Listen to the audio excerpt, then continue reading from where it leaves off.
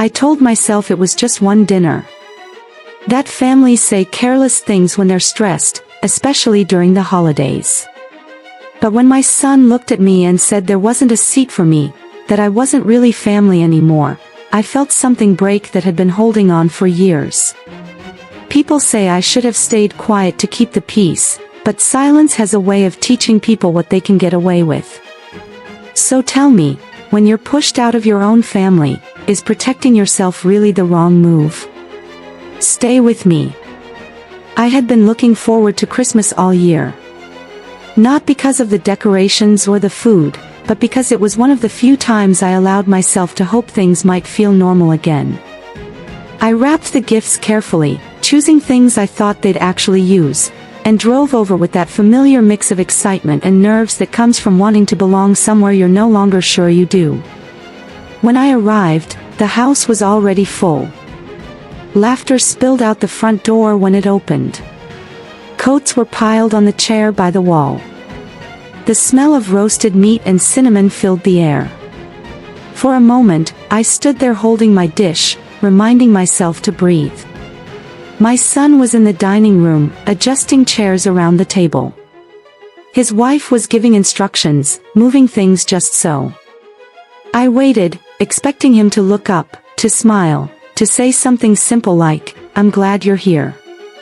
Instead, he paused and frowned, counting silently. Then he said it. "There's no seat for you. We didn't plan for you this year." I laughed at first, thinking it was a joke that hadn't landed. But his expression didn't change. He added, almost casually, that it was really meant to be immediate family only. That things were complicated now. That it would be better if I understood. Understood what, exactly, I didn't know. I stood there, still holding the dish, feeling suddenly very visible and very out of place. Conversations around us continued. Someone poured wine. Someone else asked where the serving spoons were. No one noticed what had just happened. I looked at my son, waiting for him to soften it. To realize how it sounded. But he was already turning away, moving on to the next problem to solve. In that moment, I felt smaller than I had in years. This wasn't the first time I'd been pushed to the edge. Since his marriage, things had shifted. Invitations came later. Decisions were made without me. I was included when it was convenient, forgotten when it wasn't. I told myself it was part of life, that families change. That I needed to adapt. But hearing it out loud, that I wasn't family enough for a seat at the table, did something to me.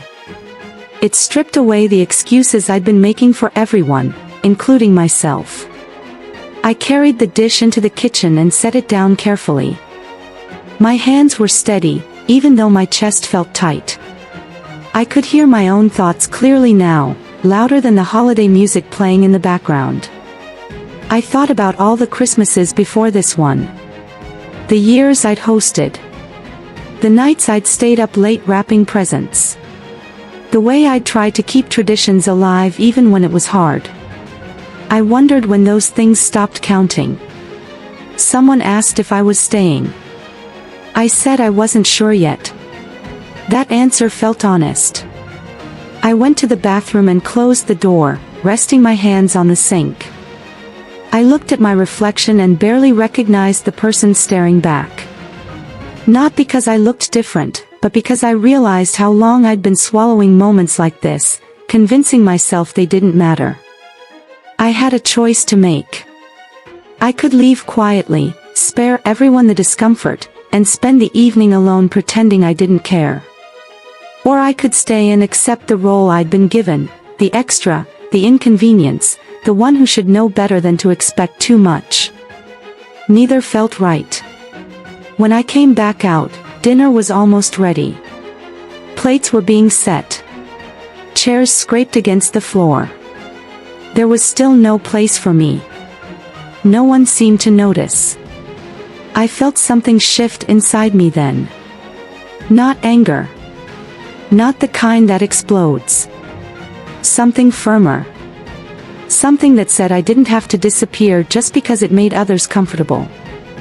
I walked over to the table and pulled a chair from the corner of the room.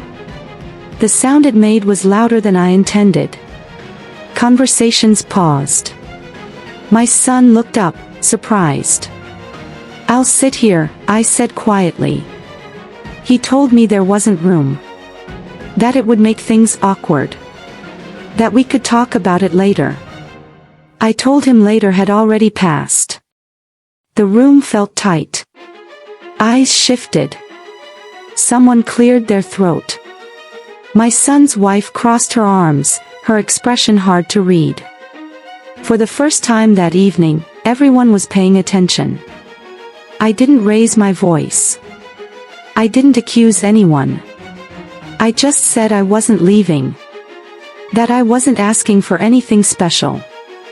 Just a place to sit. A place to belong.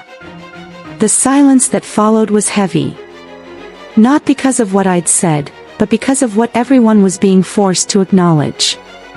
My son looked torn, caught between irritation and something else I couldn't quite name. He said we'd talk after dinner. I nodded, knowing that conversation would change more than just the evening.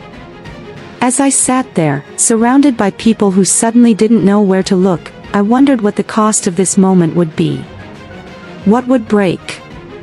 What might finally be said? And I asked myself a question I'd been avoiding for years. If I didn't stand up for myself now, in my own family, when would I ever? That question followed me as the first plates were passed around the table, and Christmas dinner began under a silence no one could ignore.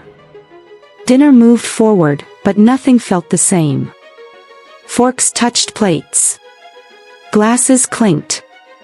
Conversations restarted in fragments, careful and thin. I sat in the chair I had pulled over, aware of every movement, every pause. I wasn't sure whether I had disrupted a tradition or exposed something that had already been broken. My son barely spoke. He ate quickly, eyes fixed on his plate. His wife carried the conversation, filling the spaces with comments about the food, the weather, anything that didn't require looking at me. I let her. I wasn't there to win an argument. I was there to exist.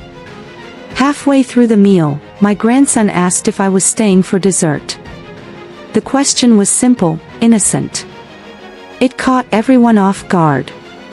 My son looked at me then, really looked at me, as if seeing the situation from a different angle for the first time. "Yes," I said. "If that's okay." No one objected. After dinner, people drifted into the living room. The television was turned on low. Wrapping paper was cleared away. It would have been easy to slip into old patterns, to smooth things over, to pretend the moment at the table hadn't mattered. But something had already shifted inside me. I wasn't willing to pretend anymore. Later, my son asked if we could talk. We stepped into the kitchen, away from the noise. He said he hadn't meant it the way it sounded. That things had been stressful. That space had been limited. He said a lot of things that explained the logistics, but not the feeling. I told him I understood the pressure he was under. I told him I wasn't trying to embarrass him. But I also told him that being told I wasn't family had cut deeper than he realized. That it had echoed moments I'd been ignoring for years. He leaned against the counter, quiet. When he spoke, his voice was lower. He said he didn't know how to balance everything anymore. That his marriage came with expectations he didn't always know how to manage. He admitted it was easier to disappoint me because he assumed I would understand. That hurt, but it was honest. I told him understanding shouldn't mean accepting being erased. That love doesn't grow by pushing people aside. I said I wasn't asking to be first. I was asking not to be last. There was no apology right away. No emotional release.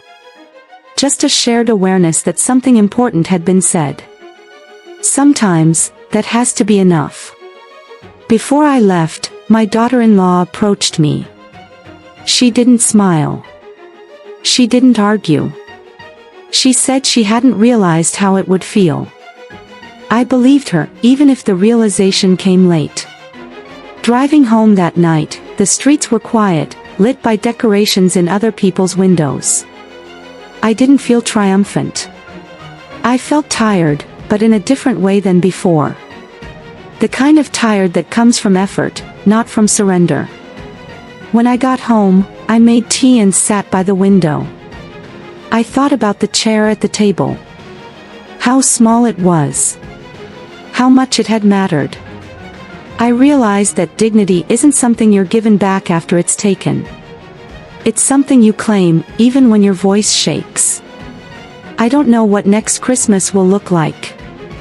I don't know if things will be smoother or more strained. But I know this, I will not wait to be invited into my own life again. Sometimes, protecting yourself doesn't ruin the evening. It reveals what was already fragile. And if you've ever been made to feel like there was no place for you, I wonder, what would change if you pulled up a chair anyway?